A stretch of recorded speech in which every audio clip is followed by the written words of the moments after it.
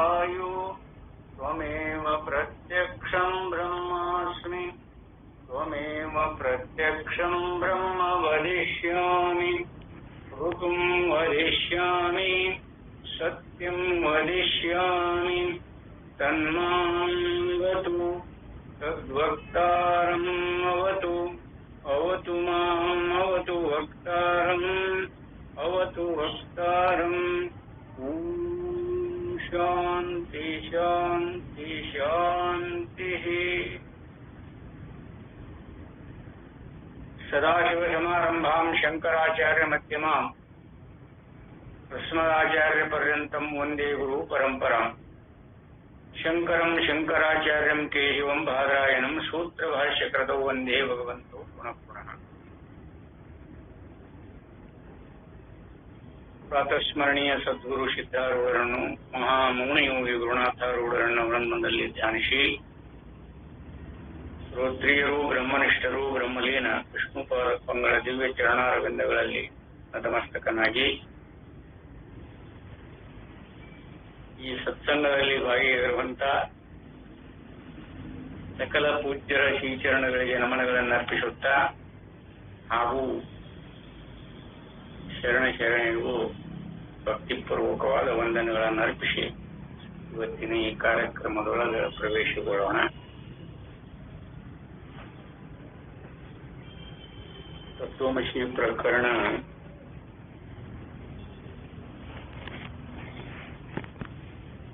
ಇಲ್ಲೇ ವಾಢ್ಯಾರ್ಥ ಶ್ರವಣ ಮಾತ್ರದಿಂದ ಅಧಿಕಾರಿಗೆ ಜ್ಞಾನ ಅನ್ನುವಂಥ ವಿಚಾರವನ್ನ ನಿನ್ನೆ ದಿವಸ 97, 98, 99 ನಾವು ಈ 3 ಶ್ಲೋಕಗಳೊಳಗೆ ರಾಮನ ದೃಷ್ಟಾಂತವನ್ನ ಅನುಸರಿಸಿಕೊಂಡ ಬ್ರಹ್ಮ ರಾಮನಿಗೆ ಬೋಧೆಯನ್ನು ಮಾಡಿದ ರಾಮಾಯಣದ ಕಥೆಗಳು ಬರುವಂತಹ ದೃಷ್ಟಾಂತವನ್ನ ಕೊಟ್ಟು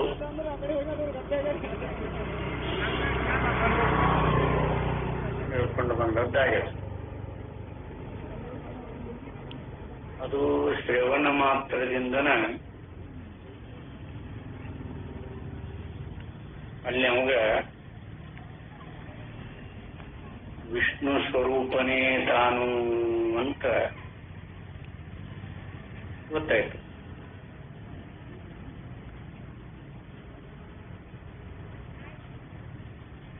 ಅದರಲ್ಲಿ ಯಾವ ಕ್ರಿಯಾ ಕಾರ್ಯಗಳನ್ನ ಅದಕ್ಕಾಗಿ ಆ ಫಲವನ್ನು ಹೊಂದಬೇಕಾದ್ರೆ ಅವನು ಏನನ್ನು ಮಾಡಬೇಕಾದದ್ದಿಲ್ಲ. ಶ್ರವಣ ವಾಕ್ಯಾರ್ಥ ಶ್ರವಣ ಮಾತ್ರದಿಂದನೇ ಅವನಿಗೆ ಜ್ಞಾನ ಆಯ್ತು. ನಮಗಾಗ್ತಾ ಇಲ್ಲ ನೋಡಿ. ನೀನೇ ಸದ್ಬ್ರಹ್ಮವಾಗಿರುವೆಂಬ ವಾಕ್ಯವನ್ನು ಕೇಳಿದೊಡನೆ ಮುಕ್ತಿ ರೂಪವಾದ ಫಲವು ಆಗದಿದ್ದರೆ ಮುಖ್ಯ ಮಾಡ್ಕೊಂಡ ಇಲ್ಲಿ ನೀನೇ ಸದ್ಬ್ರಹ್ಮವಾಗಿರುವೆ ಅಥವಾ ತತ್ವಮಸಿ ವಾಕ್ಯ ಕೆಲ ತತ್ವಮಸಿ ಅದೇ ನೀನು ಆಗಿದ್ದಿ.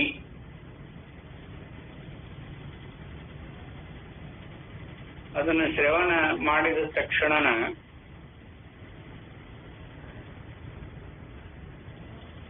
ಶಬ್ದ ಅರ್ಥಾದಿಗಳಿಂದೊಡಗೂಡಿನ ಅನುಭವ ಬರ್ತದಲ್ಲ. ಶಬ್ದ ಆ ಶಬ್ದದ ಅರ್ಥಾದಿಗಳಿಂದ ಒಡಗೂಡಿನ ಅನುಭವಕ್ಕೆ ಬರ್ತದೆ. ಯಾವುದೇ ಶಬ್ದ ತಗೊಳ್ಳಿ, ನದಿ ಅಂದ್ರೆ ಬೆಟ್ಟ,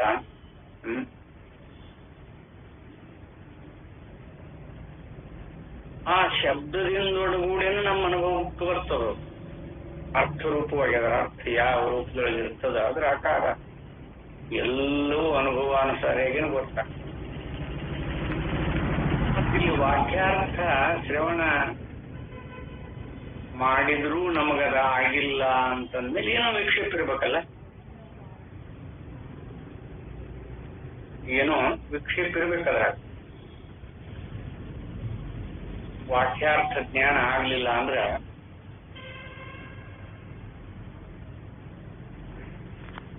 ನಮ್ಮ ಬುದ್ಧಿಗೆ ಆ ವಿಷಯ ಗೋಚರ ಆಗಲಿಲ್ಲ ಅಂದ್ರೆ ಏನೋ ವಿಕ್ಷೇಪಗಳಿರಬೇಕು ಅಂತ ಈ ಸಂದೇಹ ಬರ್ತದೆ.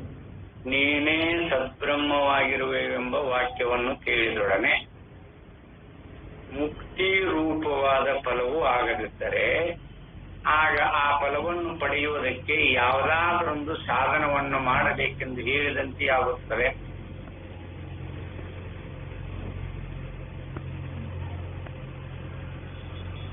ಇದು ಅಹಂ ಬ್ರಹ್ಮಾಸ್ಮಿ ಇರ್ಬೋದು ಅಥವಾ ನೀನೇ ಸದ್ಬ್ರಹ್ಮ ಅಂತ ಇರಬಹುದು.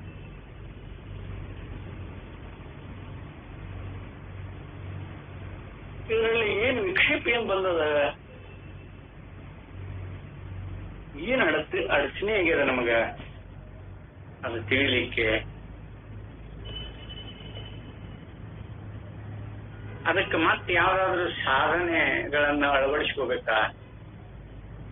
ತತ್ವಮಸಿ ತತ್ವಮಸಿ ಈ ವಾಕ್ಯವನ್ನ ಯಥಾರ್ಥವಾಗಿ ಪ್ರಮಾರೂಪದಿಂದ, ಪ್ರಮಾ ಅಂದ್ರೆ ಯಥಾರ್ಥ, ಅದು ನಮಗೆ ಯಾಕೆ ಜ್ಞಾನ ಆಗ್ತಾ ಇಲ್ಲ? ಅದಕ್ಕೆ ಏನು ಅಡಚಣೆ ಐತಿ? ಆದರೆ ನೀನು ಸದ್ಬ್ರಹ್ಮವಾಗಿರುವೆ ಎಂಬ ಉಪದೇಶ ವ್ಯವಹಾರಕ್ಕಿಂತ ಮೊದಲು ಆತ್ಮನು ಸ್ವತಃ ಬ್ರಹ್ಮ ರೂಪನಾಗಿರುತ್ತಾನೆ ಎಂಬುವುದೇ ಉಪದೇಶ ವಾಕ್ಯದ ತಾತ್ಪರ್ಯವಾಗಿರುತ್ತದೆ. ಇಲ್ಲೇ ಒಮ್ಮ ಪದದ ಅರ್ಥ ಯಥಾರ್ಥವಾಗಿ ಆಗಿತ್ತು ಅಂದ್ರ ನೀನು ಸದ್ಬ್ರಹ್ಮ ಆಗಿ ಅಂತ ಉಪದೇಶ ಮಾಡುವುದಕ್ಕಿಂತ ಮೊದಲು ನೀನು ಯಾವ ಸ್ಥಿತಿ ಒಳಗಿದ್ದಿ ನೋಡ್ಕೋ ಅಂದ್ರೆ ಸಾಕು. ನೀನು ಮೊದಲು ಯಾವ ಸ್ಥಿತಿ ಒಳಗಿದ್ದಿ? ಈ ತೊಮ್ಮ ಪದಕ್ಕ ಅರ್ಥ ಏನ? ಒಮ್ಮ ಪದಕ ಅರ್ಥ ಚೈತನ್ಯ ಸ್ವರೂಪವೇ, ಮತ್ತೊಂದಲ್ಲ.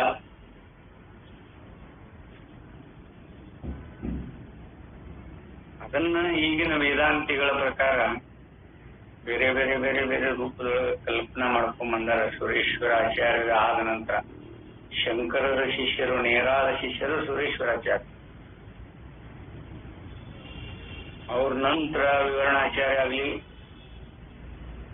ವಾಚಸ್ಪತಿ ಮಿಶ್ರ ಆಗಿರ್ಲಿ, ವಿದ್ಯಾರಣ್ಯರಾಗಲಿ ಪಂಚದಶಿಯರು ಬರ್ಕೊಂಡಾರ. ಅದನ್ನ ಬೇರೆ ಬೇರೆ ರೂಪದೊಳಗೆ ಅವ್ರಿಗೆ ವ್ಯಾಖ್ಯಾನಕಾರರು ಅಂತ ಕರೀತಾರೆ. ಅವರು ಅದನ್ನ ಬೇರೆ ಬೇರೆ ರೂಪದೊಳಗೆ ಕಲ್ಪಿಸಿಕೊಂಡಾರ. ಅದನ್ನ ಹ್ಯಾಗ ಕಲ್ಪಿಸಿಕೊಂಡಾರ ಅನ್ನೋದನ್ನ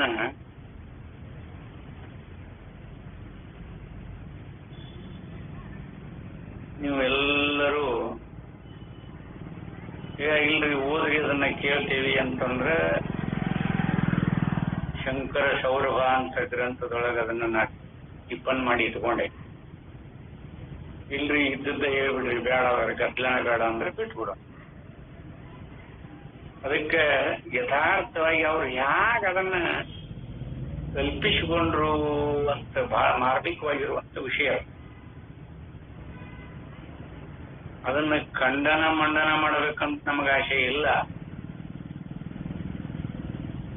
ನಾವು ಪ್ರಮಾಣ ರೂಪದೊಳಗಿರುವ ಅಂದ್ರೆ ಯಥಾರ್ಥ ಪರಮಾರ್ಥದ ಸ್ವರೂಪ ಕಂಡುಕೋಬೇಕಲ್ಲ ನಾವು. ಅದಕ್ಕಲ್ಲಿ ಎಲ್ಲಿ ತಪ್ಪು ಗ್ರಹಿಕೆ ಆಗೈತಿ ಅನ್ನೋದನ್ನ ನೋಡಿ ಮಾಡಿರ್ತಾರ.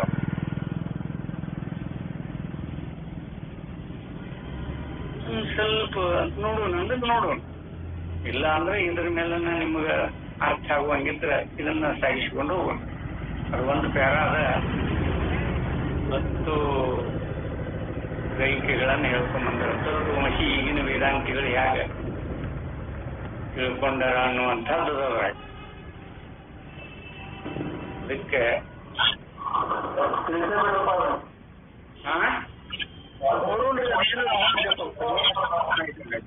ನೋಡೋಣ ಅಂದ್ರೆ ನೋಡೋಣ. ಆಯ್ತಾಯ್ತಾಯ್ತು. ಇಲ್ಲಿ ಏನದ ನೈಷ್ಕರ್ಮ ಶುದ್ಧಿಯ ಬೋಧೆ ಅಂತ ಬರ್ತದ ಮೂಲ. ಅದರೊಳಗ ಈಗಿನ ವೇದಾಂತಿಗಳ ಮತ. ಶ್ರೀ ಸುರೇಶ್ವರಾಚಾರ್ಯರ ಅನಂತರ ಅನೇಕ ವ್ಯಾಖ್ಯಾನಗಳು ಬಂದು ಮೂಲ ಪರಿಶುದ್ಧ ವೇದಾಂತವು ವಿಕೃತ ರೂಪವನ್ನು ಹೊಂದಿರುವುದು ಈ ಗ್ರಂಥದ ವಾಚಕರಿಗೆ ಈ ಮೊದಲೇ ಗೊತ್ತಿದ್ದ ಸಂಗತಿಯೇ ಆಗಿದೆ.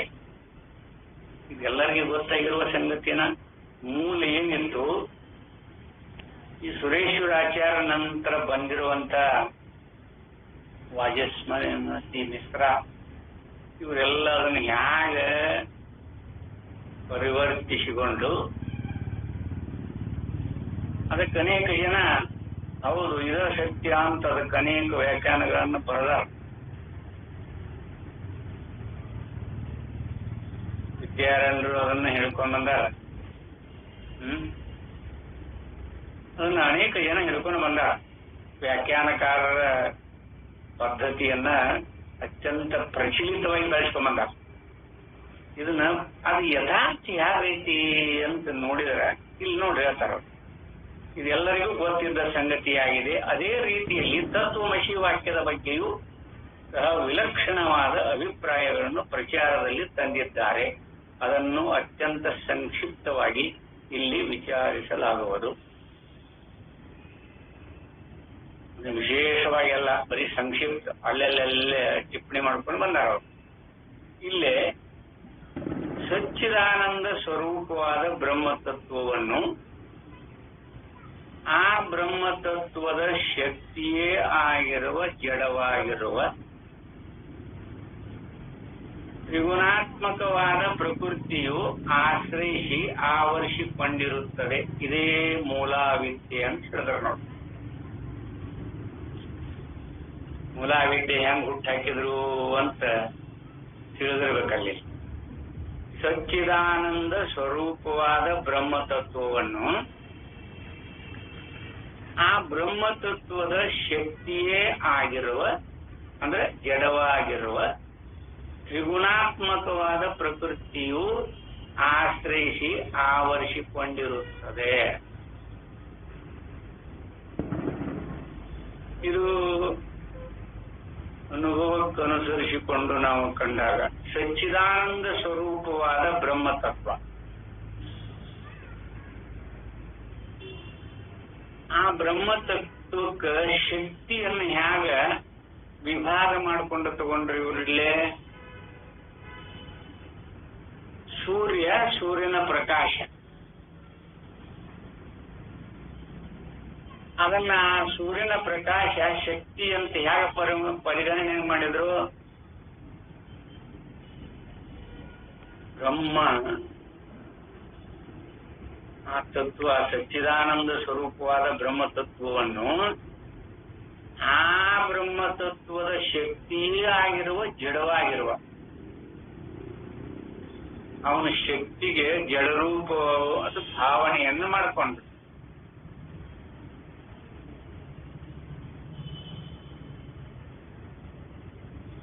ಅಥವಾ ಮೂಲ ಅವಿದ್ಯ ಅಂತ ಕಲ್ಪನೆ ಮಾಡ್ಕೊಂಡು ಜಡರೂಪ ಅವಿದ್ಯ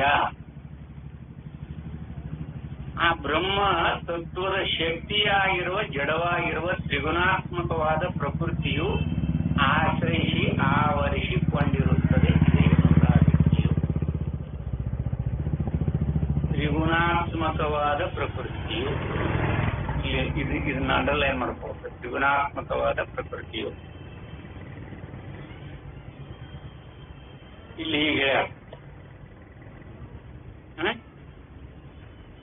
ಅಲ್ಲಿ ವಿಭಾಗ ಹೆಂಗ್ ಮಾಡ್ಕೊಂಡ್ರು. ಆ ಬ್ರಹ್ಮನ ಶಕ್ತಿ ಒಂದು ಬೇರೆ ಐತಿ, ಅದಕ್ಕನ ಮಾಯಾ ಅಂತ ಕರ್ಕೊಂಡ್ರು. ಬ್ರಹ್ಮನಿಗೆ ಇಚ್ಛಾ, ಕಾಮ, ಕ್ರೋಧ, ಲೋಭ, ಮೋಹ, ಮದ, ಮತ್ಸರ, ಸಮಾಧಿ, ಸತ್ ಸಂಪತ್ತಿ ಗುಣಗಳಿಂದ ಕೂಡ್ಕೊಂಡನೇನವ. ಅವನಲ್ಲಿ ಯಾವುದಾದ್ರೂ ಶಕ್ತಿ ಅವನ ಪಕ್ಕದೊಳಗ ಶಕ್ತಿ ಅನ್ನೋದು ಇದ್ದುಕೊಂಡಿದೆಯ?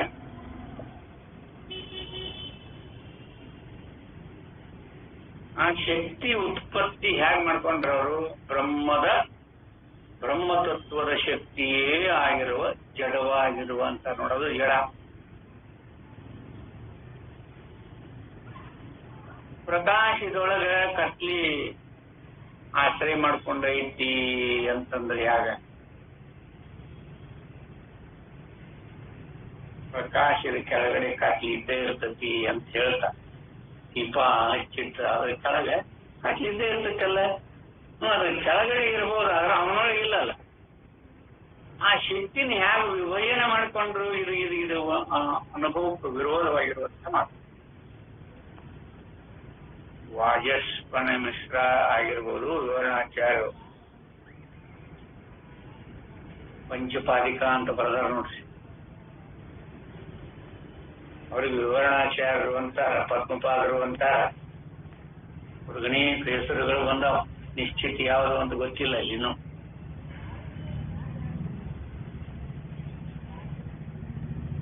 ನೋಡ, ಮೂಲ ಸಚ್ಚಿದಾನಂದ ಸ್ವರೂಪವಾದ ಬ್ರಹ್ಮತತ್ವವನ್ನು ಆ ಬ್ರಹ್ಮತತ್ವದ ಶಕ್ತಿಯೇ ಆಗಿರುವ ಜಡವಾಗಿರುವ ತ್ರಿಗುಣಾತ್ಮಕವಾದ ಪ್ರಕೃತಿಯ ಆಶ್ರಯಿಸಿ ಆವರಿಸಿಕೊಂಡಿರುತ್ತದೆ. ಇದೇ ಮೂಲ ಅವಿದ್ಯೆಯು. ಇನ್ನು ತ್ರಿಗುಣಾತ್ಮಕವಾದ ಪ್ರಕೃತಿ ಅಂತ ಹೇಳಿದ್ರೆ ಇದನ್ನು ಎಲ್ಲರೂ ಒಪ್ಕೊಂಡ. ಸತ್ವ ರಜ ತಮೋ ಗುಣಗಳ ಕ್ರಿಯಾಕರ್ಮವೇ ಕಾರ್ಯವೇ ಜಗತ್ತಾಗಿ ತೋರೈತಿ ಅಂತ ಹೇಳ. ಅದರೊಳಗೆ ಇವ್ರು ಏನ್ ಕಲ್ಪನೆ ಮಾಡ್ಕೊಂಡಾರ, ಸತ್ವ ಗುಣ ಪ್ರಧಾನವಾದ ಭಾಗಕ್ಕೆ ಮಾಯಿ ಅಂತ ಕರ್ಕೊಂಡ.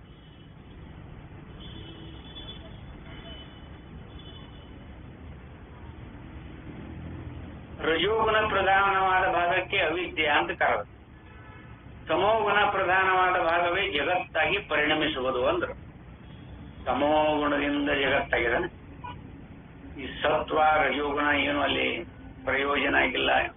ಭಗವಂತ ಭಗವದ್ಗೀತೆಯೊಳಗ ಈ ಜಗತ್ ಉತ್ಪತ್ತಿಗೆ ತ್ರಿಗುಣಾತ್ಮಕ ರೂಪವಾಗಿನ ಹೇಳ್ಕೊಂಡು ಬಂದ. ಅವುಗಳ ಕ್ರಿಯಾ ಕಾರ್ಯಗಳೇ ಜಗತ್ತು. ಅದು ಸತ್ವಗುಣ ಇರಬಹುದು, ರಜೋಗುಣ ಇರಬಹುದು, ತಮೋಗುಣ ಇರಬಹುದು. ಅಲ್ಲಿ ಮ್ಯಾಲ ಇವರೇ ಹೇಳ್ಯಾರ, ತ್ರಿಗುಣಾತ್ಮಕವಾದ ಪ್ರಕೃತಿಯು ಇವರೇ ಹೇಳಿದ್ದ. ಮತ್ತ ಅದಕ್ಕನ್ನ ಅದಕ್ಕೆ ಅಂಡರ್ಲೈನ್ ಮಾಡಿದ್ದ. ತ್ರಿಗುಣಾತ್ಮಕವಾದ ಪ್ರಕೃತಿಯು ಆಶ್ರಯಿಸಿ ಆವರಿಸಿಕೊಂಡಿರುತ್ತದೆ. ಯಾವುದೋ ಈ ಜಡ ಬ್ರಹ್ಮ ಶಕ್ತಿ ಐತಲ್ಲ, ಆ ಬ್ರಹ್ಮನಿಗೂ ಶಕ್ತಿಗೂ ವಿಭಜನೆ ವಿಭಾಗ ಮಾಡಿದ್ದ ಹಾಗಂತ ಅನುಭವಕ್ಕೆ ಬರುವುದೇ ಇಲ್ಲ. ಸೂರ್ಯನ ಪ್ರಕಾಶ ಯಾವ ರೂಪದಿಂದ ವಿಭಾಗ ಮಾಡ್ಕೊಳ್ಳಿಕ್ ಬರ್ತಾರೆ? ಇಲ್ಲಿ ಸಚ್ಚಿದಾನಂದ ಸ್ವರೂಪವಾದ ಬ್ರಹ್ಮತತ್ವವನ್ನು ಆ ಬ್ರಹ್ಮತತ್ವದ ಶಕ್ತಿಯಾಗಿರುವ ಜಡವಾಗಿರುವ ನೋಡ, ಆ ಶಕ್ತಿಗೆ ಜಡ ರೂಪ ಕೊಟ್ರಿ ಇವರು. ಅದಕ್ಕನ ಮಾಯಿ ಅಂತ ಕರೆದರು. ಈ ಪ್ರಕೃತಿಯಲ್ಲಿರುವ ಸತ್ವಗುಣ ಪ್ರಧಾನವಾದ ಭಾಗಕ್ಕೆ ಮಾಯಿ ಎಂದು ಹೆಸರು, ರಜೋಗುಣ ಪ್ರಧಾನವಾದ ಭಾಗಕ್ಕೆ ಅವಿದ್ಯೆ ಎಂದು ಹೆಸರು, ತಮೋಗುಣ ಪ್ರಧಾನವಾದ ಭಾಗಕ್ಕೆ ಜಗತ್ತು ಪರಿಣಮಿಸುವುದು, ಜಗತ್ತಾಗಿ ಪರಿಣಮಿಸುವುದು. ತಮೋಗುಣ ಒಂದರಿಂದನೇ ಆಗೈತೆ.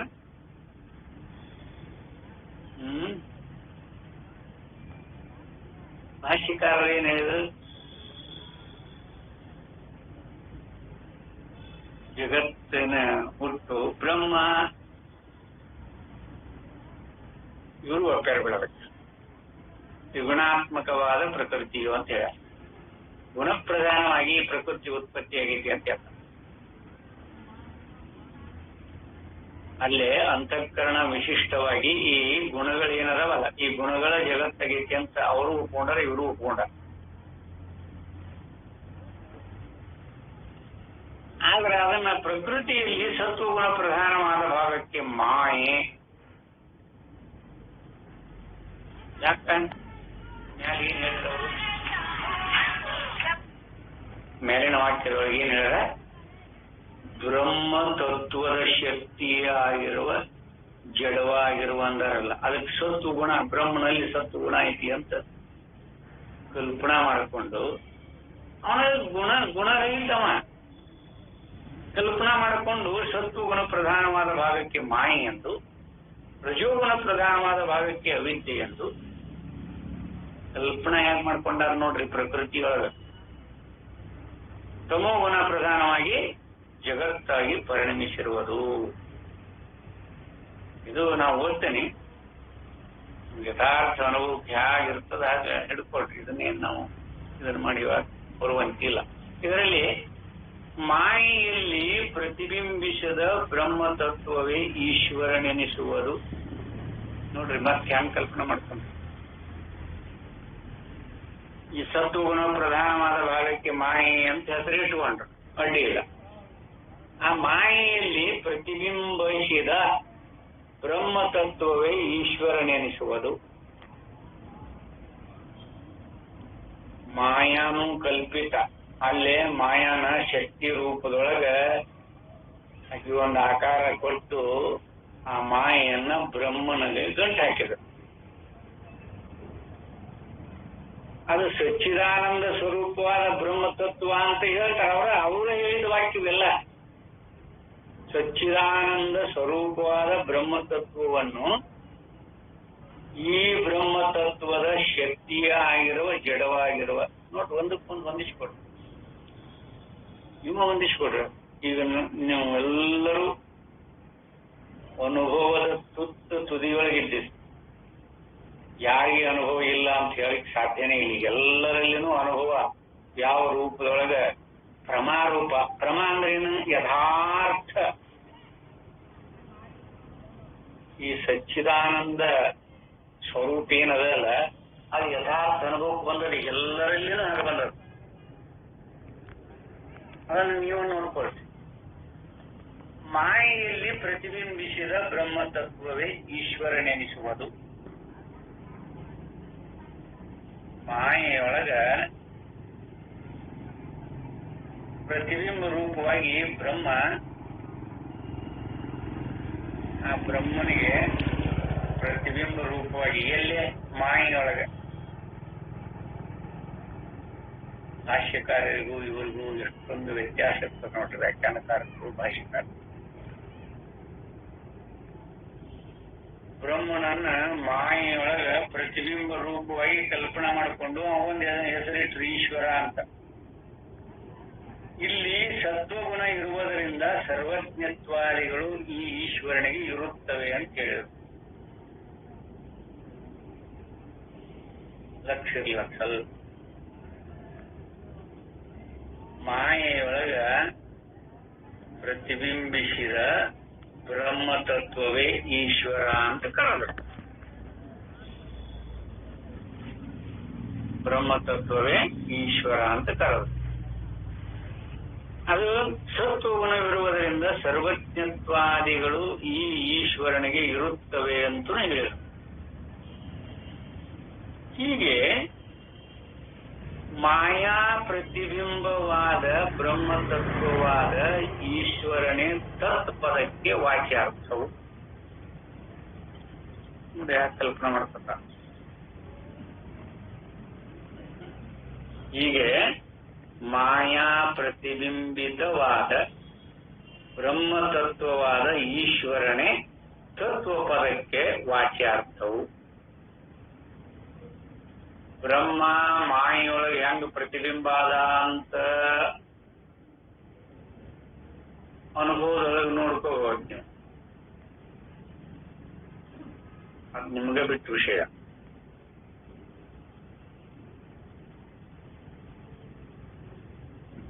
ಉಪಾಧಿ ಇದ್ರ ಇಲ್ಲೇ ಮಾಯೆ ಎನ್ನುವ ಮಾಯೆ ಅಂದ್ರೇನು? ಬ್ರಹ್ಮತತ್ವದ ಶಕ್ತಿನಾದ ಅಂತ ಹೇಳಿದ್ರು. ಅಲ್ಲಿ ಮೊದಲು ವಿಭಜನೆ ಮಾಡಿಕೊಂಡದ್ದು, ವಿಭಾಗ ಮಾಡಿಕೊಂಡದ್ದು ಪ್ರಕಾಶದೊಳಗೆ ಕತ್ಲಿನೂ ಇರ್ತತಿ, ಬೆಳಕು ಇರ್ತತಿ ಅನ್ನೋದು ಹೊಂದುವುದಿಲ್ಲ. ಸೂರ್ಯನ ಪ್ರಕಾಶ, ಇವು ಎರಡಲ್ಲ. ಅವನ ವಿಭಾಗ ಮಾಡಿಕೊಂಡು ಹೇಳಕ ಬರುವುದಿಲ್ಲ. ಪ್ರಕಾಶ ಅಂದ್ರೆ ಸೂರ್ಯ ಅಂದ್ರೇನ ಪ್ರಕಾಶ. ಅಲ್ಲಿ ಸಚ್ಚಿದಾನಂದ ಸ್ವರೂಪವಾಗಿರುವಂತಹ ಬ್ರಹ್ಮತತ್ವದೊಳಗ ಅದಕ್ಕೆ ಶಕ್ತಿಯನ್ನ ಆ ಶಕ್ತಿ ಎಲ್ಲಿಂದ ಬಂತದು? ಆ ಬ್ರಹ್ಮತತ್ವದ ಶಕ್ತಿ ಅಂತ. ಅದು ಆ ಬ್ರಹ್ಮತತ್ವ ಬಿಟ್ಟು ಹೊರಗೈತೇನ ಅದು ಶಕ್ತಿ. ಆ ಶಕ್ತಿಯೊಳಗ ಈ ಬ್ರಹ್ಮತತ್ವವಾದ ಅಂದ್ರ ಮಾಯಾ ಪ್ರತಿಬಿಂಬಿತವಾದ ಬ್ರಹ್ಮತತ್ವವಾದ ಈಶ್ವರನೇ ತತ್ಪದಕ್ಕೆ ವಾಚ್ಯಾರ್ಥವು. ಇಲ್ಲಿ ಕೆಲವರು ಮಾಯಾ ವಿಶಿಷ್ಟ, ಮಾಯಾ ಉಪಹಿತ, ಮಾಯೆಯಿಂದ ಕೂಡಿದ ಬ್ರಹ್ಮ ಚೈತನ್ಯ ಈಶ್ವರ, ಇದು ಶುದ್ಧ ಪರಬ್ರಹ್ಮಕ್ಕಿಂತ ಕಡಿಮೆಯಾದಾಗಿದೆ, ಆದ್ದರಿಂದ ಇದು ಅಪರಬ್ರಹ್ಮ ಎಂದು ಹೇಳುತ್ತಾರೆ. ಈ ಈಶ್ವರನು ತಮೋಗುಣ ಪ್ರಧಾನವಾದ ಪ್ರಕೃತಿಯನ್ನು ಸ್ವಾಧೀನಕ್ಕೆ ತೆಗೆದುಕೊಂಡು ಜಗತ್ತನ್ನೆಲ್ಲ ಸೃಷ್ಟಿಸುತ್ತಾನೆ. ಆದ್ದರಿಂದ ಈಶ್ವರನು ಮಾಯೋಪಾದಿಯಾಗಿರುತ್ತಾನೆ. ಈಶ್ವರನಿಗೆ ಮಾಯೆ ಉಪಾದಿಯಾಗಿರುತ್ತದೆ. ಇಲ್ಲಿ ಒಬ್ಬ ಗ್ರಂಥಕಾರರು ಈ ಮಾಯೆ ಎಂಬುದು ಅಥವಾ ಮೂಲ ಅವಿದ್ಯೆ ಎಂಬುದು ಸಮಷ್ಟಿಯ ವಿದ್ಯಾ ಅಂತ ವರ್ಣನೆ ಮಾಡ್ಕೊಂಡಾರ. ಮತ್ತೆ ಅಂದ್ರೆ ಎಲ್ಲರ ಒಟ್ಟಿನ ವಿದ್ಯೆ, ಎಲ್ಲರ ವಿದ್ಯೆಯನ್ನ ಯಾಕೆ ಕೂಡಿಸಿದ್ದಾರೆ ಇವರು? ಇಡೀ ನರರಲ್ಲಿರುವಂತಹ ಜೀವಿಗಳಲ್ಲಿರುವಂತಹ ವಿದ್ಯೆಯನ್ನು ಒಟ್ಟುಗೂಡಿಸಿ ಅದನ್ನು ಸಮಷ್ಟಿಯ ವಿದ್ಯೆ ಅಂತ ಕರೆದ. ಆದ್ದರಿಂದ ಇದರಲ್ಲಿ ಪ್ರತಿಬಿಂಬಿಸಿದ ಈಶ್ವರನು ಸಮಷ್ಟಿ ಅಜ್ಞಾನದ ಉಪಾಧಿ ಉಳ್ಳವನು ಎಂದು ಸಹ ವರ್ಣಿಸಿದ್ದಾನೆ. ಈಶ್ವರನನ್ನು ಅಜ್ಞಾನ, ಸಮಷ್ಟಿ ಅಜ್ಞಾನದ ಉಪಾಧಿ ಉಳ್ಳವನು ಈಶ್ವರ ಅಂತ ವರ್ಣನ ಮಾಡ್ಕೊಂಡು ಬಂದಾರ ನೋಡಿ. ವೇದಾಂತ ಸಾರ ಎಂಬ ಸದಾನಂದರೆಂಬವರ ಗ್ರಂಥದಲ್ಲಿ ಹೀಗಿದೆ. ಅದು ವೇದಾಂತ ಸಾರ ಅಂತ ಅವ್ರ ಪುಸ್ತಕದ ಹೆಸರು. ಅದನ್ನು ಬರೆದವರು ಸದಾನಂದರೆಂಬವರ ಗ್ರಂಥದಲ್ಲಿ ಹೀಗಿದೆ. ಇನ್ನು ಪ್ರಕೃತಿಯಲ್ಲಿರುವ ರಜೋಗುಣ ಪ್ರಧಾನವಾದ ಅವಿದ್ಯೆ ಅಥವಾ ಮೂಲಾವಿದ್ಯೆ ಎಂಬುದರಲ್ಲಿ ಪ್ರತಿಬಿಂಬಿಸಿದ ಬ್ರಹ್ಮ ಚೈತನ್ಯವೇ ಜೀವನೆನಿಸಿಕೊಳ್ಳುತ್ತಾನೆ. ಯಾರಿಗಾರ ಈ ಪ್ರತಿಬಿಂಬ ಕಂಡದ್ದು ಉಂಟೇನ? ಅದು ಬ್ರಹ್ಮ ಚೈತನ್ಯವೇ ಜೀವನೆನಿಸಿಕೊಳ್ಳುತ್ತಾನೆ. ಎಲ್ಲೇ ರಜೋಗುಣ ಪ್ರಧಾನವಾದ ಅಂತೂ ಗುಣರಹಿತ ಬ್ರಹ್ಮ ಗುಣಾದಿಗಳು ಇಲ್ಲ ಅಂತೂ ಹೇಳ್ತಾರ.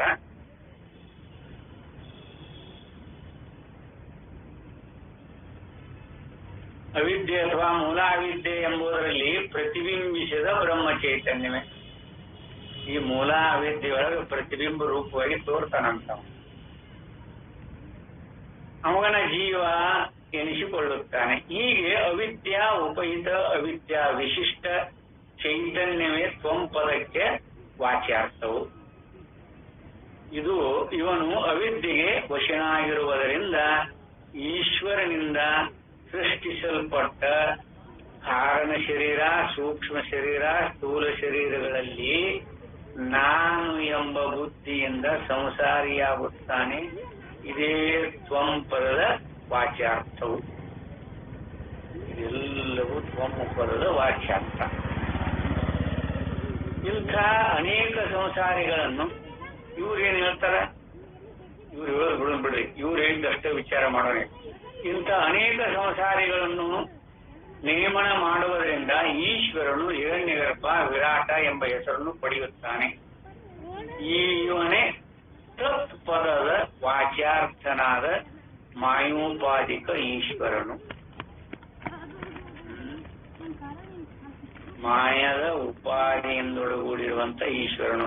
ಈಗ ಜಿಜ್ಞಾಸು ವೇದಾಂತದ ಬೋಧನೆಯಿಂದ ಈಶ್ವರನ ಉಪಾದಿಯಾದ ಮಾಯೆಯನ್ನು, ಜೀವನ ಉಪಾದಿಯಾದ ಅವಿದ್ಯೆಯನ್ನು ಕಳೆದುಕೊಂಡಲ್ಲಿ ಕೇವಲ ಬ್ರಹ್ಮತತ್ವವೇ ಉಳಿಯುವುದು. ಈಗ ಜಿಜ್ಞಾಸು ಇದ್ದಾನಲ್ಲ, ಈ ಪ್ರಕಾರದ ವೇದಾಂತ ಬೋಧನೆಯಿಂದ ಈಶ್ವರನ ಉಪಾದಿಯಾದ ಮಾಯೆಯನ್ನು, ಜೀವನ ಉಪಾದಿಯಾದ ಅವಿದ್ಯೆಯನ್ನು ಕಳೆದುಕೊಂಡಲ್ಲಿ ಕೇವಲ ಬ್ರಹ್ಮತತ್ವವೇ ಉಳಿಯುವುದು. ಇಲ್ಲಿ ಈಶ್ವರನು ಮಾಯೋಪಾದಿಕ ಅಂದ್ರೆ ತತ್ಪದದ ವಾಚ್ಯಾರ್ಥ, ಬ್ರಹ್ಮವು ಲಕ್ಷಾರ್ಥ. ಹಾಗೆ ಜೀವನು ತ್ವಂಪದ ವಾಚ್ಯಾರ್ಥನು. ನೋಡ್ರಿ, ಅವರು ಒಮ್ಮ ಪದದ ಅರ್ಥ ಭಾಷ್ಯಕಾರರು ಏನ್ ಹೇಳಿದ್ರು? ನೀನು ಅಂದ್ರೆ ಚೈತನ್ಯನ ವಿನ ಮತ್ತೊಂದಲ್ಲ ಅಂತ ಹೇಳಿದ್ರು. ಅದಕ್ಕೆ ಅನುಗುಣವಾಗಿ ಏನು ಬಿಡಿಸ್ಕೊಂಡ ಬಂದಾರ. ಇಲ್ಲೇ ಜೀವ ಅಂತ ಹೇಳಿದ್ರು. ಅದು ಇವರು ಜೀವನ ಸೃಷ್ಟಿ ಹೇಗ ಉತ್ಪತ್ತಿ ಮಾಡಿಕೊಂಡಾರ? ಅವಿದ್ಯೆ ಎಂಬುದರಲ್ಲಿ ಪ್ರತಿಬಿಂಬಿಸಿದ ಬ್ರಹ್ಮ ಚೈತನ್ಯವೇ ಜೀವನೆನಿಸಿಕೊಳ್ಳುತ್ತಾನೆ ಅಂದ. ಅವರು ಜೀವ ಅನ್ನೋದನ್ನೇ ಜೀವೋ ಬ್ರಹ್ಮ ಇವನ ಪರ ಅಂತ ಭಾಷೆಕಾರರು ಹೇಳ್ತಾರೆ.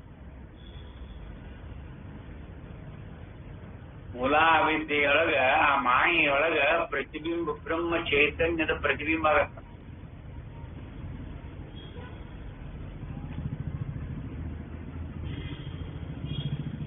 ಇಲ್ಲೇ ತಪ್ಪು ತಿಳುವಳಿಕೆಯಿಂದ ಆಭಾಸ ರೂಪ ಹೇಳ್ಕೊಂಡು ಬಂದಾರ. ಇವರು ಹೇಳಿಲ್ಲ ಅಂತಲ್ಲ,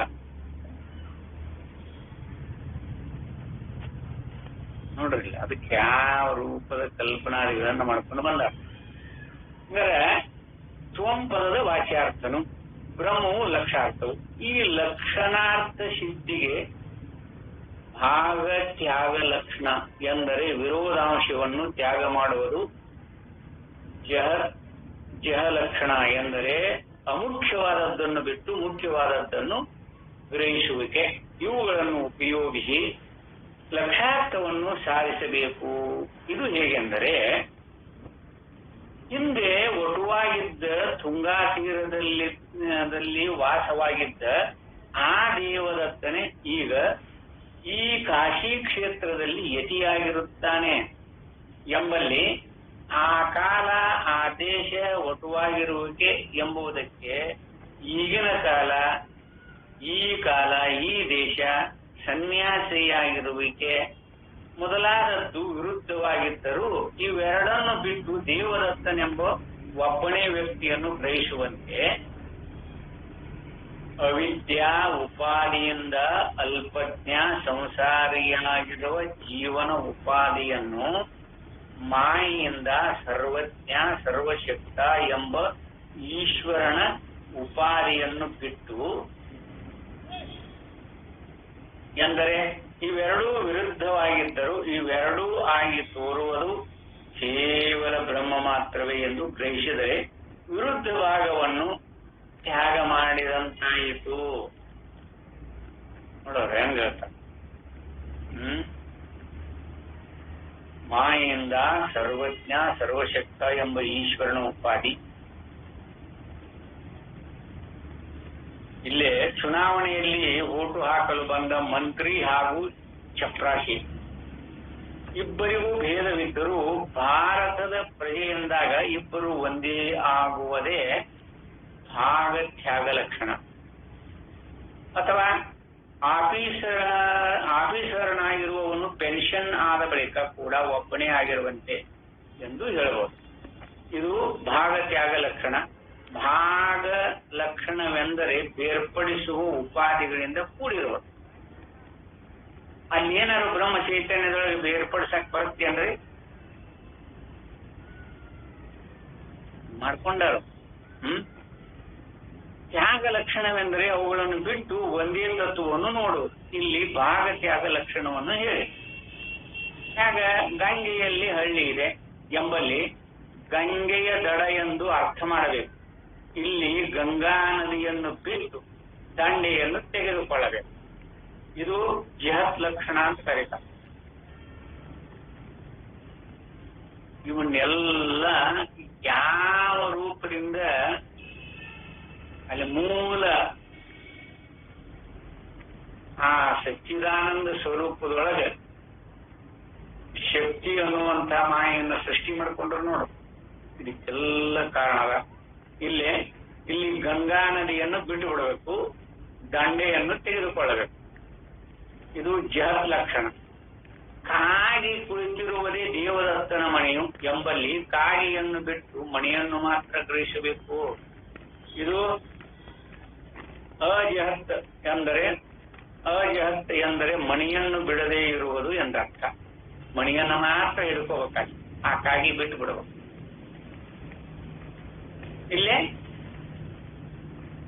ಎಂದರ್ಥ.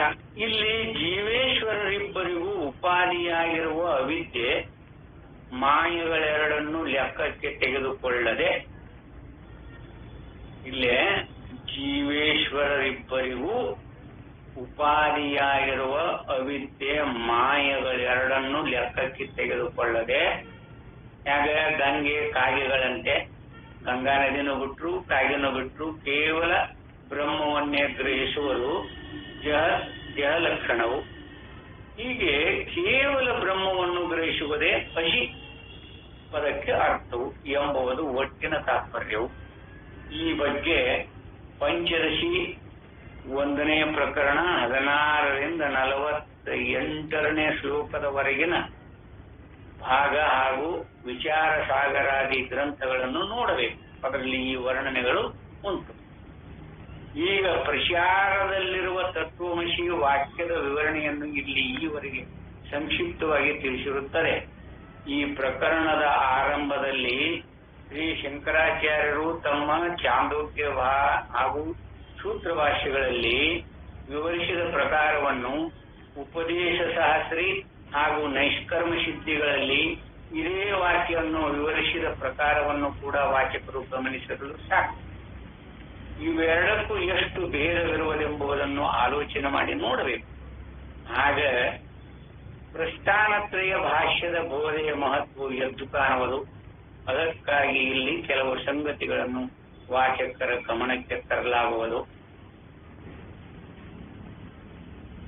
ಇಲ್ಲೇ ಈ ರೂಪದೊಳಗೆ ಭಾಷ್ಯದ ಅಭಿಪ್ರಾಯದಂತೆ ಭಾಷ್ಯದ ಪ್ರಕಾರ ಪ್ರಕೃತಿ ಮಾಯೆ ಎಂಬುದು ಅವಿದ್ಯಾ ಕಲ್ಪಿತವಾಗಿದೆ. ಮಾಯಾ ಕಲ್ಪಿತ ಅವಿದ್ಯಾ ಅಂತ ಹಿಡಿಬಾರದು. ಹಾಗೆ ಹೇಳ್ತಾರೆ, ಯಾಕಂದ್ರೆ ಬ್ರಹ್ಮಾಶ್ರಿತ ಮಾಯೆ ಐತಿ, ಆ ಮಾಯೆಯಿಂದ ಅವಿದ್ಯಾ ಕಲ್ಪಿತ ಆಗೈತಿ ಅಂತ ಹೇಳ್ತಾರೆ. ಇಲ್ಲೇ ಅವಿದ್ಯಾ ಕಲ್ಪಿತವಾಗಿದೆ. ಪ್ರಕೃತಿ ಮತ್ತು ಮಾಯೆ ಎಂಬುದು ಅವಿದ್ಯಾ ಕಲ್ಪಿತವಾಗಿದೆ. ವ್ಯಾಖ್ಯಾನದಂತೆ ಅಧ್ಯಾಸಕ್ಕೆ ಉಪಾದಾನ ಕಾರಣವಾದ ತತ್ವವಾಗಿದೆ. ಇದನ್ನೆಲ್ಲ ಬಿಡಿಸ್ಕೊಟ್ಟು ಹೋಗ್ಲಿಕ್ಕಾಗಲ್ಲ, ಅದು ಓದ್ತೇನೆ. ಹೇಗೆ ಇರ್ತತಿ ಅನ್ನೋದನ್ನ ಇನ್ನ 5 ಲಕ್ಷಣಗಳವ. ಕೇವಲ ಬ್ರಹ್ಮತತ್ವಕ್ಕೆ ಅವಿದ್ಯಾ ಕಲ್ಪಿತವಾದ ಪ್ರಕೃತಿಯ ದೃಷ್ಟಿಯಿಂದ ಈಶ್ವರವೆಂಬ ಹೆಸರು ಬಂದಿದೆ. ನೋಡಿ, ಕೇವಲ ಬ್ರಹ್ಮತತ್ವಕ್ಕೆ ಅವಿದ್ಯಾ ಕಲ್ಪಿತವಾದ ಪ್ರಕೃತಿಯ ದೃಷ್ಟಿಯಿಂದ ಈಶ್ವರ ಎಂಬ ಹೆಸರು ಬಂದಿದೆ. ಅದು ನಿಜವಾಗಿಯೂ ಅದ್ವಿತೀಯ ಎಂಬುದು ಭಾಷ್ಯ ಅಭಿಪ್ರಾಯ, ಭಾಷ್ಯಕಾರರ ಅಭಿಪ್ರಾಯ. ಅದು ಅದ್ವಿತೀಯ ಸ್ವರೂಪವೇ ಅಂತ ಇವ್ರು ಹೇಳ್ತಾರೆ. ಬ್ರಹ್ಮತತ್ವಕ್ಕೆ ಅವಿದ್ಯಾ ಕಲ್ಪಿತವಾದ ಪ್ರಕೃತಿಯ ದೃಷ್ಟಿಯಿಂದ ಈಶ್ವರ ಎಂಬ ಹೆಸರು ಬಂದಿದೆ. ಬ್ರಹ್ಮನಲ್ಲಿ ಅವಿದ್ಯಾ ಕಲ್ಪಿತ ಮಾಡ್ಕೊಳಕ್ ಬರುತ್ತೆ ಅಂದ್ರೆ, ಆದ್ದರಿಂದ ಆತ್ಮ ಬ್ರಹ್ಮ ಸರ್ವಜ್ಞ ಈಶ್ವರ ಸಾಕ್ಷಿ ಇವು ಭಾಷ್ಯದಲ್ಲಿ ಸಮಾನಾರ್ಥಕ ಶಬ್ದಗಳು. ಭಾಷ್ಯದೊಳಗ ಆತ್ಮ ಬ್ರಹ್ಮ ಸರ್ವಜ್ಞ ಈಶ್ವರ ಸಾಕ್ಷಿ ಜೀವ ಏನದವಲ್ಲ, ಇವು ಭಾಷ್ಯದಲ್ಲಿ ಸಮಾನಾರ್ಥಕ ಶಬ್ದಗಳು. ಈ ಬಗ್ಗೆ ಸೂತ್ರ ಭಾಷೆ 2-3-41 ಅವಿದ್ಯಾ ಅವಸ್ಥಾಯಾಮ್ ಮುಂತಾದ ವಾಕ್ಯಗಳನ್ನು ನೋಡಿರಿ. ವ್ಯಾಖ್ಯಾನದಂತೆ ಈಶ್ವರನು ಮಾಯೆಯಲ್ಲಿ ಪ್ರತಿಬಿಂಬಿಸಿದ ತತ್ವವು ಬಿಂಬಕ್ಕೆ ಈಶ್ವರತ್ವ ಬಂದೀತೆ ಹೊರತು ಪ್ರತಿಬಿಂಬಕ್ಕೆ ಈಶ್ವರತ್ವ ಬಂದೀತೆ ಎಂಬುದನ್ನು ವಿಚಾರಿಸಬೇಕು. ಅದೇನು ಹೇಳ್ತಾರೆ ನೋಡಿರಿ. ವ್ಯಾಖ್ಯಾನದವರಂಗನ ನಾವು ವಿಚಾರ ಮಾಡಿದ್ರು ಕೂಡ ಈಶ್ವರನು ಮಾಯೆಯಲ್ಲಿ ಪ್ರತಿಬಿಂಬಿಸಿದ ತತ್ವ ಒಪ್ಪೋಣ. ಈಶ್ವರ ಮಾಯೆಯೊಳಗೆ ಪ್ರತಿಬಿಂಬ ಆಗ್ಯಾನ ಅಂತ ತಿಳ್ಕೊಂಡು, ಬಿಂಬಕ್ಕೆ ಆ ಬಿಂಬ ಐತಲ್ಲ, ಬಿಂಬಕ್ಕೆ ಅಂದ್ರೆ ಈಶ್ವರನಿಗೆ ಈಶ್ವರತ್ವ ಬಂದೀತೆ ಹೊರತು ಪ್ರತಿಬಿಂಬಕ್ಕೆ ಈಶ್ವರತ್ವ ಬಂದಿದೆ. ಆ ಪ್ರತಿಬಿಂಬಕ್ಕೆ ಏನಾದ್ರು ಈಶ್ವರತ್ವ ಕೊಡ್ಲಿಕ್ಕಾಗತ್ತೇನೋ? ಮಾಯೆ ಎಂಬ ಉಪಾಧಿಯೊಳಗೆ ಪ್ರತಿಬಿಂಬ ಆಗ್ಯಾನ ಅಂತ ಇಟ್ಕೊಳ್ರಿ ಈಶ್ವರ.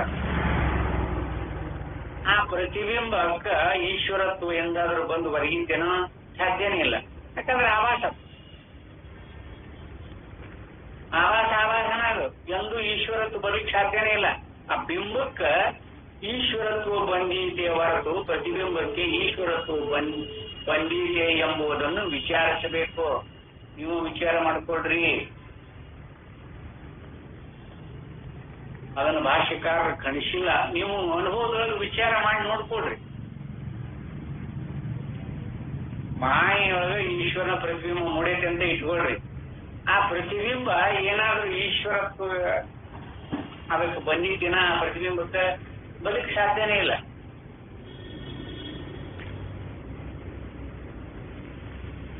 ಮೃಗಜಲ ತೋರುತ್ತಲ್ಲ, ಮೃಗಜಲ ತೋರುತ್ತ ಮರಳು ಭೂಮಿಯೊಳಗ ಬಿಸಿಲಿನ ಛಾಯದಿಂದ ನೀರು ಕೆರಿ ಹೊಡೆದಂಗೆ ಕಾಣಿಸುತ್ತೆ. ಅದೆಲ್ಲರ ಅನುಭವದೊಳಗೂ ಐತಿ. ಅದೆಂದಾದ್ರೂ ನೀರಾಗ್ಲಿಕ್ಕೆ ಸಾಧ್ಯ ಏನದು? ಹೋಗ್ಲಿ, ಕನ್ನಡಿಯೊಳಗೆ ನಮ್ಮ ಪ್ರತಿಬಿಂಬ ಕಾಣಿಸ್ತಲ್ಲ. ಆ ಪ್ರತಿಬಿಂಬ ಏನಾದ್ರೂ ನಮ್ಮ ಮುಖ ಆಗ್ಲಿಕ್ಕೆ ಉಂಟೇನದು? ಈಶ್ವರತ್ವ ಅದಕ್ಕೆ ಬಂದಿತ್ತೇನ? ಮಾಯಾ ಕನ್ನಡಿಯೊಳಗೆ ನಮ್ಮ ಮುಖ ಕಾಣ್ತಕ್ಕಲ್ಲ. ಈಗ ಮಾಯಾ ಕನ್ನಡಿ ಕಿತ್ಕೊಡ್ರಿ, ಅದು ಉಪಾಯ. ಆ ಬಿಂಬ ಏನಾದ್ರೂ, ಆ ಪ್ರತಿಬಿಂಬ ಏನಾದ್ರೂ ನಮ್ಮ ಬಿಂಬಕ್ಕ ಸರಿ ಸಮಾನವಾಗಬಲ್ಲದೆ? ಈಶ್ವರತ್ವ ಅದಕ್ಕೇನಾರ ಬರ್ಬೋದೇನ? ಅದಿಲ್ಲಲ್ಲ. ಈಶ್ವರನಿಗೆ ಈಶ್ವರತ್ವ ಬರ್ತದೆ. ಅದು ಯಾವ್ದ್ರೊಳಗೆ ಪ್ರತಿಬಿಂಬ ರೂಪವಾಗಿ ಕಂಡ್ರು ಈಶ್ವರ ಬಿಂಬಕ್ಕೆ ಮಾತ್ರ ಈಶ್ವರತ್ವ ಬಂದೀತಿ ಹೊರತು ಪ್ರತಿಬಿಂಬಕ್ಕೆ ಈಶ್ವರತ್ವ ಬಂದೀತಿ ಎಂಬುದನ್ನು ವಿಚಾರಿಸಬೇಕು. ಈ ಬಗ್ಗೆ ಈ ಗ್ರಂಥದ 3ನೇ ಪ್ರಕರಣದ ಸಾಕ್ಷಿ ಸ್ವರೂಪದ ವಿಷಯಗಳನ್ನು ನೋಡಿ. ಈ ಶಾಂಕರ ವೇದಾಂತ ಸೌರಭ ಅಂತೇಳಿ ಏನು ಇಟ್ಟುಕೊಂಡಿದೆಯಲ್ಲ, ಇದನ್ನು ನೋಡ್ಕೊಂಡ್ರೆ ಗೊತ್ತಾಗ್ತದೆ. ಇನ್ನ ಜೀವತ್ವಕ್ಕೆ ಕಾರಣವಾದ ಮೂಲ ಅವಿದ್ಯೆಯು ಬ್ರಹ್ಮವನ್ನೇ ಆವರಿಸಿ ಆಶ್ರಯಿಸಿರುವುದರಿಂದಲೂ ಅದರಿಂದಲೇ ಜೀವನು ಬಂದಿರುವುದರಿಂದಲೂ ಜೀವನಿಗೆ ಉಂಟಾಗುವ ಜ್ಞಾನದಿಂದ ಮೂಲ ಅವಿದ್ಯೆಯು ತೊಲಗುವುದೆಂಬುದು ಕುರುಡು ನಂಬಿಕೆಯಾಗಿದೆ. ಸಾಧ್ಯ ಅಂದ್ರೆ ಅದು. ಬ್ರಹ್ಮದೊಳಗನ ಜೀವ ಉಟ್ಕೊಂಡನ ಅಂತ ಹೇಳ್ಕೊಂಡು ಬಂದಾರಲ್ಲಿ, ಹಿಂದನೇ ಹೇಳ್ಕೊಂಡು ಬಂದಾರ. ಏನಂತ?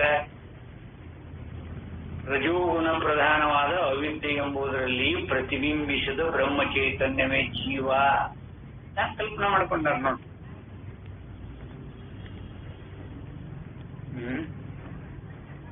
ಇಲ್ಲಿ ಅಂತೂ ಇಲ್ಲೆಂದರೆ ಜೀವಕ್ಕೆ ಕಾರಣವಾದ ಮೂಲ ಅವಿದ್ಯೆಯು ಬ್ರಹ್ಮವನ್ನೇ ಆವರಿಸಿ ಆಶ್ರಯಿಸಿರುವುದರಿಂದಲೂ ಅದರಿಂದಲೇ ಜೀವನು ಬಂದಿರುವುದರಿಂದಲೂ ಜೀವನಿಗೆ ಉಂಟಾಗುವ ಜ್ಞಾನದಿಂದ ಮೂಲ ಅವಿದ್ಯೆಯು ತೊಲಗುವುದೆಂಬುದು ಕುರುಡ ನಂಬಿಕೆಯಾಗುವುದು. ಯಾಕಂದ್ರೆ ಹೇಳ್ತಾರ ಭಾಷ್ಯದಂತೆ ನೋಡಿದರೆ ಜೀವತ್ವಕ್ಕೆ ಉಪಾಧಿಯಾದ ಅಂತಃಕರಣಕ್ಕೆ ಅಗ್ರಹಣ, ವಿಪರೀತ ಜ್ಞಾನ, ಸಂಶಯಗಳೆಂಬ ಅವಿದ್ಯೆ ಇರುವುದರಿಂದ ಅಂತಃಕರಣದಲ್ಲಿಯೇ ಹುಟ್ಟುವ ವಿದ್ಯೆಯಿಂದ ಅದು ತೊಲಗಿ ತಾನು ನಿತ್ಯ ಚೈತನ್ಯ ಸ್ವರೂಪನು ಎಂಬ ಅನುಭವವು ನಿಲ್ಲುವುದಾದ್ದರಿಂದ ಅವಿದ್ಯಾನಿವೃತ್ತಿಯು ಇಲ್ಲಿ ಅನುಭವಗಮ್ಯ. ಅಂತಃಕರಣದೊಳಗ ಆಶ್ರಯಿಸಿಕೊಂಡಿರುವಂತಹ ವಿದ್ಯೆ ಅಂತಃಕರಣದಲ್ಲಿ ಜ್ಞಾನ ಅಂತಂದ್ರೆ ಅಂತಃಕರಣದ ಅವಿದ್ಯೆ ತೊಲಗಬಹುದು. ಇದು ಅನುಭವಗಮ್ಯ. ಅಲ್ಲೇ ಬ್ರಹ್ಮಾಶ್ರಿತವಾಗಿರುವಂತಹ ಮೂಲ ವಿದ್ಯೆಯನ್ನ ಈ ಜೀವನಿಗೆ ಆತು ಅಂದ್ರೆ ಅವ್ರ ಪ್ರಕಾರ ಜೀವನಿಗೆ ಈ ಜ್ಞಾನ ಆತ ಅಂದ್ರೆ ಆ ಮೂಲ ವಿದ್ಯೆ ಏನಾದ್ರು ತೊಲಗಿತೇನೆ? ಹೇಗೆ ನಂಬುದು? ಅದನ್ನ ಹೇಳ್ತಾರ. ಹೇಗೋ ಒಂದು ವೇಳೆ ಜೀವತ್ವಕ್ಕೆ ಕಾರಣವಾದ ಮೂಲ ವಿದ್ಯೆಯು ತೊಲಗುವುದೆಂದು ಇಟ್ಟುಕೊಂಡ್ರೂ ಸಹ ಈಶ್ವರತ್ವಕ್ಕೆ ಉಪಾಧಿಯಾದ ಬ್ರಹ್ಮದ ಶಕ್ತಿಯಾದ ಮಾಯೆಯನ್ನು ಈ ಜೀವನ ಕಳೆಯುವುದು ಹೇಗೆ?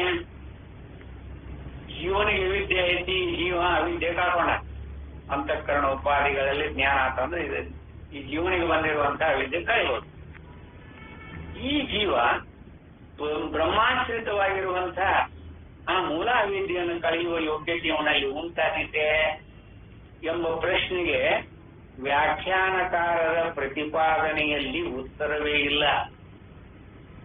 ಈ ಬಗ್ಗೆ ಈ ಗ್ರಂಥದ 7ನೇ ಪ್ರಕರಣದ ವಿದ್ಯಾ ಅವಿದ್ಯಾ ಅಧ್ಯಾರೋಪ ಬ್ರಹ್ಮಬೋಧ ಎಂಬುವುದನ್ನು ಮಾಯಾ, ಮಾಯಾವಿತ್ವ, ಅಧ್ಯಾರೂಪ, ಬ್ರಹ್ಮಬೋಧ ಎಂಬ 8ನೇ ಪ್ರಕರಣವನ್ನು ನೀವು ನೋಡಬೇಕು. ಇದು ಗ್ರಂಥದೊಳಗ ಶಂಕರ ವೇದಾಂತ ಸೌರಭ ಅಂತೇನೆ ಇದ್ದುಕೊಂಡಿದೆಯಲ್ಲ, ಇದೇ ಗ್ರಂಥದೊಳಗನೆ ಬರೋದಿಲ್ಲ ವಿಶೇಷವಾಗಿ. ಅದಕ್ಕೆ ತತ್ಪದ ನಾವು ಏಷ ಅನುಭವಾತ್ಮಕ, ಈ ಅನುಭವ ಸ್ವರೂಪವೇ ತತ್ಪದವು ಎಂದು ಆಚಾರ್ಯರು ಬ್ರಹ್ಮಸೂತ್ರ ಭಾಷ್ಯೊಳಗೆ ಸ್ಪಷ್ಟವಾಗಿ ಹೇಳಿದ್ದರು.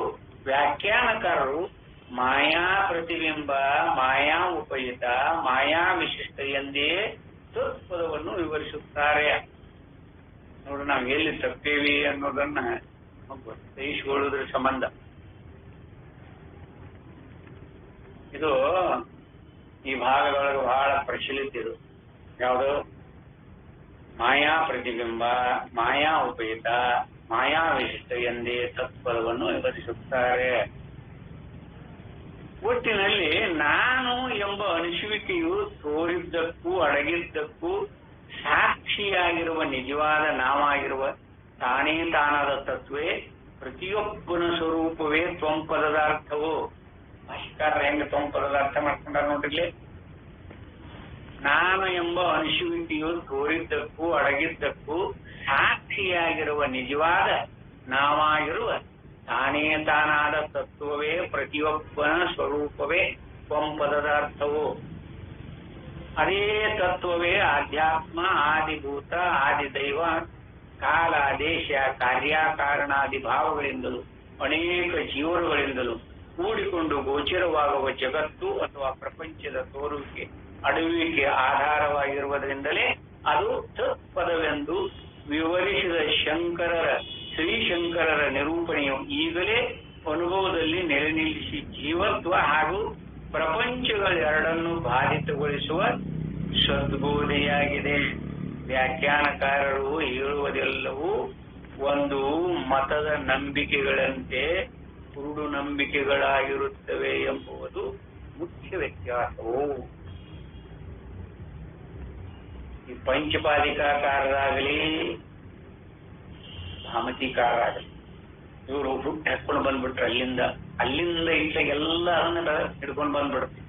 ವೇದಾಂತ ಪರಿಶುಗೆ ಯಥಾರ್ಥವಾಗಿದ್ದದ್ದು ಪರಿಚಿ ಏನೇನೋ ಕಲ್ಪನೆಗೆ ಬಂದ್ಬಿಡುತ್ತೆ. ಈಗಲ್ಲಿದು ಯಾವಾಗ ಸುರೇಶ್ವರಾಚಾರ್ಯರು ಹೋದ ನಂತರ ಇವ್ರೇನು ಬಂದ್ರ ನೋಡ್ರಿ, ವಾಚಸ್ಪತಿ ಮಿಶ್ರ. ಆದ್ರೆ ಅವರು ಅಲ್ಲಿ ವಿವರಣಾಚಾರ್ಯದ ಇನ್ನೂ ನಿಶ್ಚಿತ ಆಗಿಲ್ಲದು, ಅದೇ ಹೇಳ್ಕೊಂಡು ಬಂದಾರ. ಆದ್ರೆ ಅದು ಪಂಚಪಾದಿಕಾರರು ಅಂತ ಕರೀತಾರ. ಪಂಚಪಾದಿಕಾರರು, ಭಾಮತಿಕಾರರು ಇವರು ಇದನ್ನು ಹುಟ್ಟು ಹಾಕಿದ್ರು. ಯಾರು ಹುಟ್ಟು ಹಾಕಿದ್ರು ಅಂತ ಇಲ್ಲೇ ಪರಾಮರ್ಶಿಸ್ಕೊಂಡು ಬಂದಾರ ನೋಡಿ. ಅದಕ್ಕೆ ಈ ರೂಪದ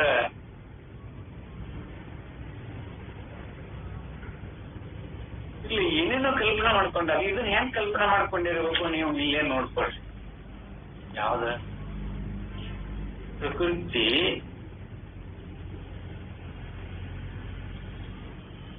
ಏನದು ಸತ್ವಗುಣ ಪ್ರಧಾನವಾದ ಭಾಗಕ್ಕೆ ಮಾಯೆ ಅಂತ ಕರೆದು, ರಜೋಗುಣ ಪ್ರಧಾನ ಭಾಗಕ್ಕೆ ಅವಿದ್ಯ ಅಂತ ಕರೆದು, ತಮೋಗುಣ ಪ್ರಧಾನವಾದ ಭಾಗಕ್ಕೆ ಜಗತ್ತಾಗಿ ಅಂತ ಕರೆದು. ಇದನ್ನ ಹೆಂಗ್ ಕಲ್ಪನಾ ಮಾಡ್ಕೊಂಡಿರಬೇಕು? ಅದಕ್ಕೆ ಆ ವಿಚಾರ ಅದನ್ನ ಅನುಸರಿಸಿಕೊಂಡು ಇದ್ರ ಪ್ರಯೋಜನ ಏನು ಅಂದ್ರೆ ಯಥಾರ್ಥ ಪ್ರಮಾಣರೂಪದೊಳಗಿರುವಂತ ತತ್ವವನ್ನ ನೋಡ್ಕೊಳಕ ಇದು ಅನುಕೂಲಕತಿ ಎನ್ನುವುದಕ್ಕೆ ಔಚಿತ್ಯವನ್ನಿಟ್ಟುಕೊಂಡು ಓದೇವಿ. ಅದೇನು ನಿಮ್ಮ ಅನುಭವಕ್ಕೆ ಅನುಸರಿಸಿಕೊಂಡು ನೀವು ಹಿಡ್ಕೋಬಹುದು. ಮತ್ತೆ ಅದೇ ಸರಿ ಅಂತಂದ್ರೆ ಅದನ್ನ ಹಿಡ್ಕೋಬಹುದು, ನಮಗೇನು ಅಭ್ಯಂತರ ಇಲ್ಲ. ಅಂದ್ರೆ ಮೂಲ ಈ ಪಂಚಪಾದಿಕಾರರಾಗಲಿ, ಪಂಚದಶಿಕಾರರಾಗಲಿ, ಮತ್ತೆ ಭಾಮತಿಕಾರರಾಗಲಿ, ಅವರನ್ನ ಮಾಯಾಕಲ್ಪಿತ ಅವಿದ್ಯೆ ಅಂತ ಪರಿಗಣನೆಗೆ ತಂದ್ರೆ ನೋಡು, ಅಲ್ಲಿಂದ ಎಲ್ಲ ವೇದಾಂತ ಬರೀ ಕಲ್ಪನಾದೊಳಗನ ಬಂದ್ಬಿಡ್ತೀವಿ. ವೇದಾಂತ ಎಲ್ಲ ಕಲ್ಪಿಸ್ಕೊಳ್ಳೋದು. ಅನುಭವನ ನಿಂತು ಹೋಯ್ತು. ಅನುಭವ ಅಂದ್ರೆ ಏನು? ಅನುಭವ ಒಳ್ಳೊಳ್ಳೆ ಅನುಭವ ಈಗ ಅನ್ನುವಂತ ಪರಿಸ್ಥಿತಿ ಬಂದ್ಬಿಟ್ಟ. ಏನ್ ಮಾಡ್ಲಿಕ್ಕಾಗಲ್ಲ. ಅದು ಮತ್ತಂತ ಮಹಾಪುರುಷ ಯಾವಾಗ ಬರ್ತಾನೋ ಅದನ್ನ ಮತ್ತೆ ಸರಿ ಮಾಡಬಹುದು. ಅದು ನಮ್ಮಂಥವ್ರು ಇದಲ್ಲ. ಅದು ಯಥಾರ್ಥ ಪ್ರಮಾರೂಪದೊಳಗಿರುವುದನ್ನು ಯಥಾರ್ಥ ತಿಳ್ಬೇಕು. ಪ್ರಮಾತೃ ಪ್ರಮ ಅಂದ್ರೆ ಯಥಾರ್ಥವಾಗಿರುವ ತಿರುಳು. ಪತ್ತು ಅಂದ್ರೆ ಪ್ರಾಣ, ಉಸಿರು. ಈ ಪ್ರಮ ಅಂದ್ರೆ ಯಥಾರ್ಥ ಜ್ಞಾನದ ತಿರುಳದು. ಪ್ರಮಾತೃ ಅಂದ್ರೆ ನಾವು ನನ್ನನ್ನ ಏನರ ಕಲ್ಪನಾ ಮಾಡಿಕೊಂಡು ಪ್ರಮಾತೃ ಅಂತ ಕರೆದ. ಪ್ರಮ ಅಂದ್ರೆ ಯಥಾರ್ಥ ಜ್ಞಾನ. ಅದರಾಗ ಅನ್ಯತ್ರ ಯಾವುದೂ ಇರುವುದಿಲ್ಲ. ಯಥಾರ್ಥ ಜ್ಞಾನ ಪ್ರಮ ಅಂದ್ರೆ. ಪತ್ರು ಪ್ರಮಾತೃ. ಪತ್ರು ಅಂದ್ರೆ ಉಸಿರು, ಪ್ರಾಣ. ಅದಕ್ಕೆ ಯಥಾರ್ಥವಾಗಿ ಅದನ್ನ ನೋಡ್ಕೊಳ್ರಿ. ಆದ್ರಿಂದ ಇನ್ನ 101ನೇ ಶ್ಲೋಕ ನಾಳಿನ ದಿವಸ ಇದಕ್ಕೆ ಅನುಸರಿಸಿಕೊಂಡು ಇಲ್ಲಿ ನೀನೇ ಸದ್ಬ್ರಹ್ಮವಾಗಿರು ಎಂಬ ವಾಕ್ಯವನ್ನು ಹೇಳಿದೊಡನೆ ಮುಕ್ತಿ ರೂಪವಾದ ಫಲವು ಆಗದಿದ್ದರೆ ಹಂಗಾಗಿ ಏನಾದರೂ ಸಾಧನೆ ಮಾಡಿ ಪಡ್ಕೋಬೇಕು ಅಂತ ಕಲ್ಪನೆ ಮಾಡ್ಕೊಂಡಾರೆ.